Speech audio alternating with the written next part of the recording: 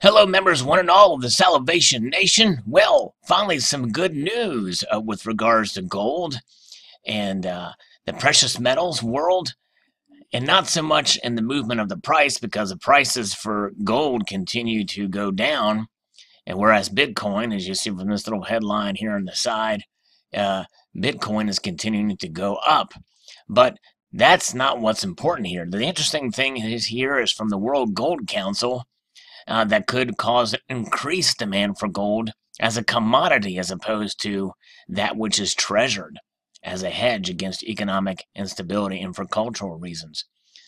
More gold will be used in the new Apple iPhones and Samsung smartphones, according to the World Gold Council, and which is quite a large market share of the phones out there, of the cell phones and smartphones, are from Apple and Samsung. So this is going to have quite an effect. After years of thrifting, tech hardware companies are taking renewed interest in gold, according to a new report from the World Gold Council, which sees the sector as a growing source of demand for the yellow metal.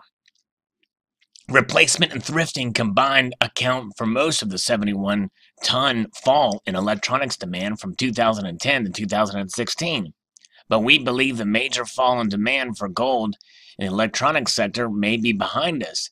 The researchers at the World Gold Council said in a report Tuesday, there is no doubting that technology is an important source of gold demand. The analyst said that gold demand from the tech sector has seen consistent growth since the fourth quarter of 2016. Gold's physical properties, highly conductive, pliable, and non-corrosive, make it an ideal component for many electronic applications, said the Gold Council. The council noted that last year more gold was used in technical applications than either platinum or palladium, two precious metals that are more known for their industrial demand. I will make a note that, about the non-corrosive uh, specification of gold or the property of gold. That is what makes gold so unique, even compared to silver, which is reactive. Silver is the most reflective, and really it's the most unique in its conductivity. But gold's non-corrosive nature makes it probably a more viable option because it doesn't tarnish or it doesn't react. I mean, silver doesn't really corrode per se, but it does react with the environment. In particular, the researcher said that they see strong gold demand coming from smartphones and microchip makers. The council estimates that each smartphone contained between $1 and $1.50 worth of gold, but this could grow as phones become more complicated. The last quarter of 2017 has been a busy period for smartphone manufacturers, the analyst said.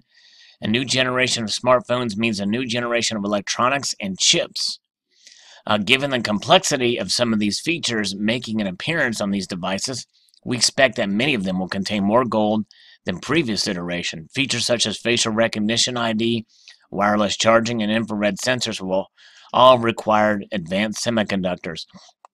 And it's kind of counter to what I've predicted the future would be for precious metals usage in these devices, because I figured they would find better ways to do more with less.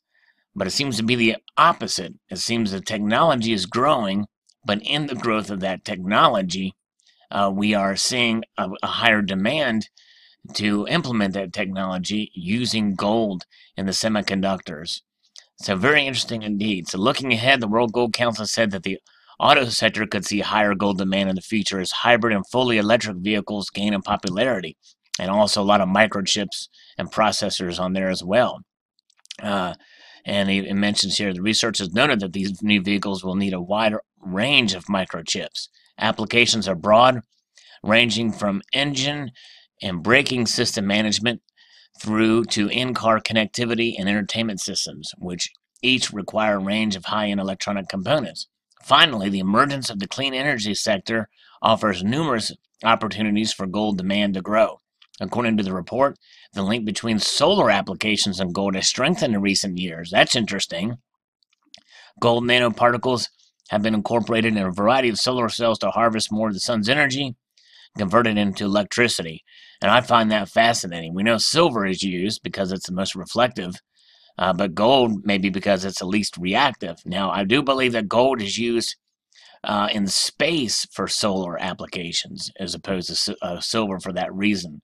But I could be wrong, and there may be some silver applications in space for it as well. But I thought this was quite an interesting article and kind of eye-opening, considering how these smartphones are being developed and how they advance and becoming thinner, and there's less involved with them. But I guess it does make sense. Apparently, the technology um, and the of what they're able to do involves more hardware, and that hardware involves and needs more gold. So, post your thoughts about this. Quite an interesting article indeed. I'd like to extend the multitude of gratitude to y'all for watching and encourage you to please rate, comment, and subscribe.